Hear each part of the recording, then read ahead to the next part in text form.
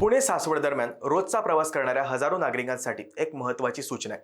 पुणे आणि सासवडला जोडणारा बोपदेव घाटाचा रस्ता पुढील 7 दिवस पूर्णपणे बंद राहणार आहे।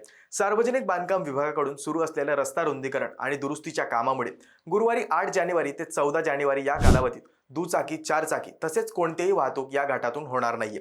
बोपदेव घाट हा सासवड, पुरंदर आणि परिसरातील गावांसाठी पुण्याकडे जाण्याचा सर्वात जलद मार्ग मानला जातो। मात्र प्रवाशांच्या सुरक्षेसाठी आणि कामाचा दर्जा राखण्यासाठी हा रस्ता तात्पुरता बंद ठेवणे आवश्यक असल्याचे सार्वजनिक बांधकाम विभागाचे शाखा अभियंता देवेन मोरे यांनी सांगितलंय। प्रवाशांची गैरसोय टाळण्यासाठी प्रशासनाने काही पर्यायी मार्ग दिलेत। आता पर्यायी मार्ग कोणते ते बघूयात।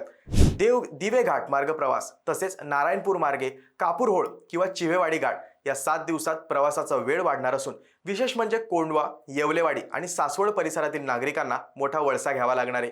त्यामुळे नागरिकांनी नियोजनपूर्वक प्रवास करावा आणि रस्त्याचे काम वेळेत पूर्ण होण्यासाठी प्रशासनाला पूर्ण सहकार्य करावे असे आवाहन प्रशासनाकडून करण्यात आले।